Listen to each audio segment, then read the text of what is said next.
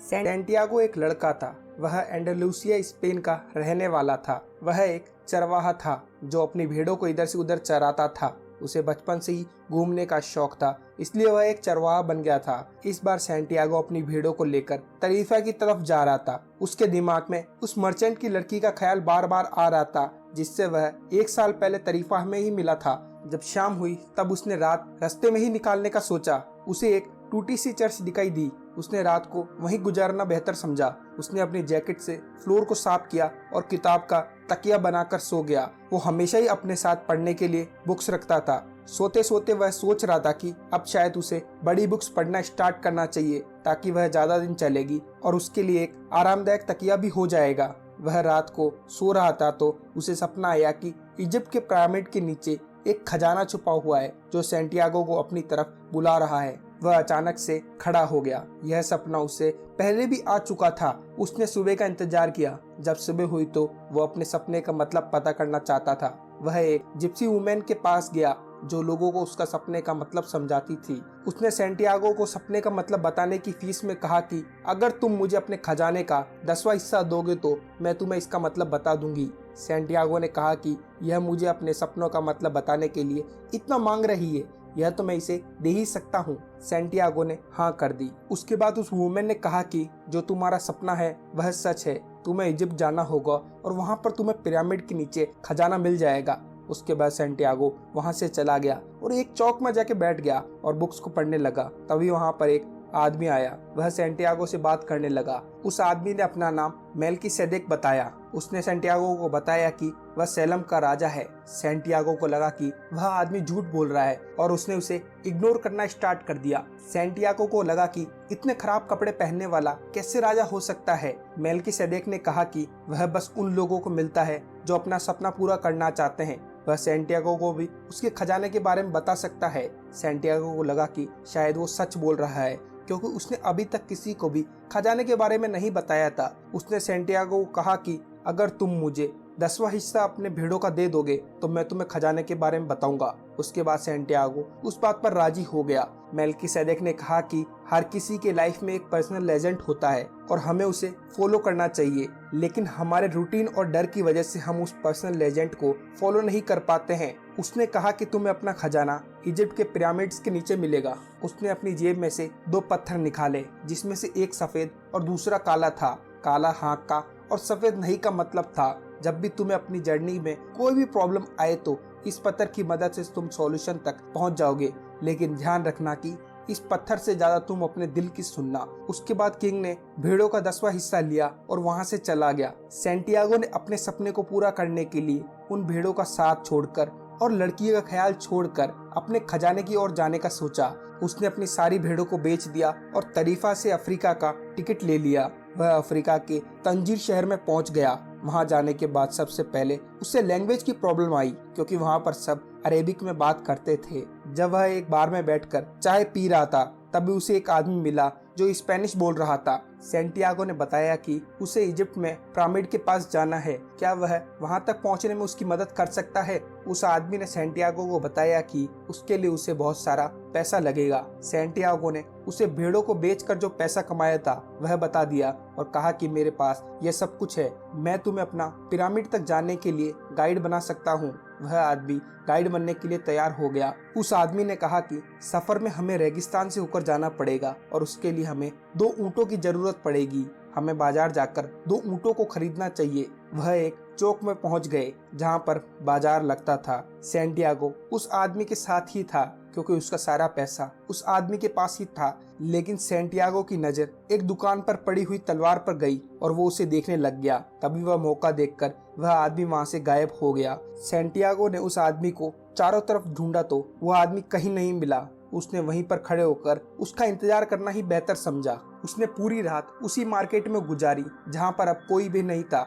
सुबह होने पर वह एक क्रिस्टल शॉप ओनर के पास गया। उस क्रिस्टल शॉप ओनर की दुकान पहाड़ पर थी जहां पर बहुत ही कम ग्राहक आते थे। सैंटियागो ने उससे क्रिस्टल ग्लासेस को साफ करने के लिए कहा तो ओनर ने उसे हाँ कर दी। उसके बाद ओनर ने उसे अपनी शॉप पे जॉब का ऑफर दे दिया और सैंटियागो ने हाँ कर दिया। धीरे धीरे सैंटियागो ने क्रिस्टल शॉप का बिजनेस बढ़ा दिया। उसने क्रिस्टल शॉप के ओनर को बोलकर डिस्प्ले लगवा दी और उसके थोड़े ही समय बाद उसने क्रिस्टल ग्लासेस में चाय भी बेचना स्टार्ट कर दिया। इससे उन दोनों को ही बहुत ही बेनिफिट हुआ। सैंटियागो ने सिर्फ 11 महीने में इतना पैसा कमा लिया था कि वो 120 भेड़े, जाने का टिकट और अपने देश में इंपोर्ट करने का लाइसेंस बना सके। सैंटियागो ने ओनर से कहा कि वह यह जॉब छोड़ रहा है। उसके बाद वह ओनर को अलविदा कहकर वहां से चला गया। वह जाकर एक बेंच पर बैठ गया और कंफ्यूज था कि वह क्या करे। या तो वो वापस जाकर भेड़ खरीद ले और फिर से चरवाहा बन जाए, या फिर अपने खजाने की खोज में निकल जाए जिसकी उसे 1 साल से तलाश थी।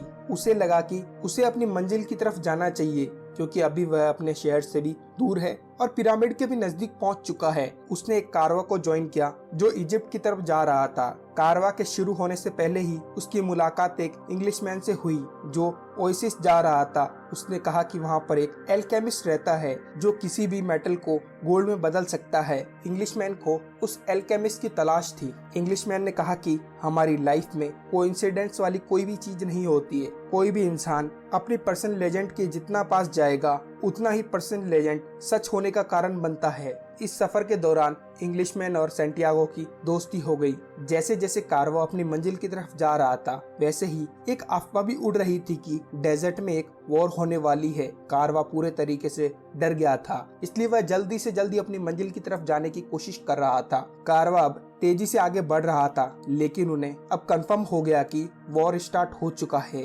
कारवा का लीडर रिस्क लेना नहीं चाहता था। उसने अपने कारवा को अल फायुम ओसिस जगह पर रोक दिया। सैंटियागो अब थोड़ा सा परेशान हो गया क्योंकि ये वॉर लंबा चल सकता था और उसे अपनी मंजिल तक पहुंचना था, लेकिन वह हार मानने वाला भी नहीं था। उसने इंग्लिशमैन की हेल्प करना स्टार्ट कर दिया। सैंटियागो और इंग्लिशमैन एल्केमिस्ट की तलाश में निकल गए। उन्होंने सभी से एल्केमिस्ट के बारे में पूछा, लेकिन वहां पर कोई भी एल्केमिस्ट नाम का आदमी को नहीं जानता था। इसके बाद दोनों परेशान होकर एक कुएं के पास बैठ गए। इंग्लिशमैन को लगा कि यहाँ पर कोई भी एल्केमिस्ट नाम से उसे नहीं जानता होगा। उसने सैंटियागो को कहा कि इस बार तुम पूछना कि कोई ऐसा आदमी है क्या जो लोगों को उसकी बीमारी ठीक करता है। सैंटियागो ने कुएं पर पानी भरने आई एक लड़की से उसके बारे में पूछा तो उसने कहा कि कोई एक ऐसा आदमी साउथ की तरफ रहता है। उस लड़की का नाम फातिमा था। जब सैंटियागो ने उसे देखा तो उसे फातिमा से प्यार हो गया था। इंग्लिशमैन एल्केमिस्ट को ढूंढने साउथ की तरफ चला गया और सैंटियागो ने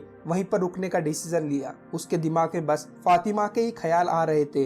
अगले दिन वह फिर से उसी कुएं पर गया ताकि वह फातिमा से मिल सके, लेकिन उसे वहां पर इंग्लिशमैन मिल गया और उसने कहा कि उसकी मुलाकात एल्केमिस्ट से हुई थी। एल्केमिस्ट ने इंग्लिशमैन से कहा कि पहले तुम ट्राई करने की कोशिश करो। इंग्लिशमैन मेटल को गोल्ड में कन्वर्ट करना चाहता था, इसलिए वो वहां से चला गया। थोड़ी देर बाद फातिमा भी आ गई और सैंटियागो ने उससे पूछा कि वह उससे प्यार करता है और अपनी पत्नी बनाना चाहता है। इस तरीके से सैंटियागो को उसकी फातिमा मिल गई। एक दिन शाम के टाइम पर सैंटियागो डेजर्ट में घूम रहा था, तभी उसे आसमान से एक विजन दिखा कि कोई ओएसिस पर अटैक कर रहा है। इस विजन को सैंटियागो ने ओएसिस के चीफ को बताया। चीफ को लगा कि एक डेजर्ट का विजन एक स्ट्रेंजर को कैसे बता सकता है, लेकिन सैंटियागो ने ओएसिस के चीफ को कन्विंस किया। उसके बाद सभी ने ओएसिस पर होने वाले अटैक के लिए तैयारी की। अगले दिन वैसा ही हुआ जैसा सैंटियागो ने कहा था। ओएसिस पर अटैक हुआ, लेकिन ओएसिस जीत गया। चीफ ने सैंटियागो को 50 पीस ऑफ गोल्ड दिए और ओएसिस का काउंसलर बना दिया। सैंटियागो को लगा कि उसे गोल्ड भी मिल गया है और फातिमा भी मिल गई है। अब वह अपनी फातिमा के साथ शादी करेगा और यहीं पर बस जाएगा। लेकिन फातिमा ने उसे कहा कि वो अपने ड्रीम को फॉलो करे। वह एक डेजर्ट वुमेन है जो हमेशा ही उसका इंतजार करेगी। उसी रात को उसे एल्केमिस्ट भी मिल गया। वह जानता था कि सैंटियागो को विजन आया था। उसने सैंटियागो को सजेस्ट किया कि उसे अपने ड्रीम को फॉलो करना चाहिए। वह उसे उसकी जर्नी तक ले जाने में उसकी मदद करेगा। सैंटियागो एल्केमिस्ट की बात पर मान गया। एल्केमिस्ट और सैंटियागो ने अपनी डेजर्ट की जर्नी को स्टार्ट कर दिया। रास्ते में उन्हें ट्राइब के कुछ लोगों ने पकड़ लिया और उन्हें मिलिट्री कैंप में लेकर चले गए। वहां पर उन्होंने सैंटियागो से पूरा सोना ले लिया, लेकिन एल्केमिस्ट ने कहा कि तुम इस लड़के को नहीं जानते हो, यह लड़का जादूगर है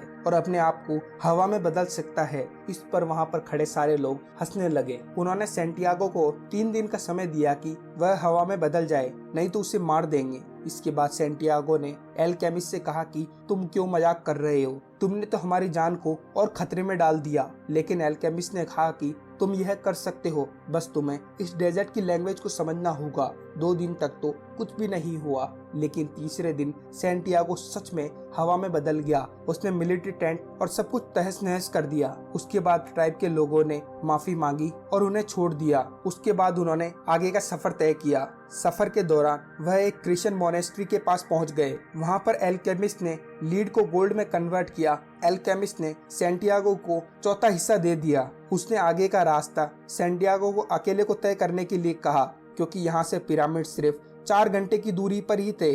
उसके बाद सैंटियागो रात तक पिरामिड पर पहुंच गया और उस पिरामिड को खोदने लगा। लेकिन वहां पर कुछ लुटेरे आ गए और उन्होंने उसका सारा सोना छीन लिया और उसके बाद उसे पीटने लगे। वह बार बार सैंटियागो से पूछ रहे थे कि वह यहाँ क्या कर रहा है। सैंटियागो को बुरे तरीके से मारने के बाद उसने सपनों के बारे में सब कुछ सच बता दिया। इस पर वो सब हंसने लगे।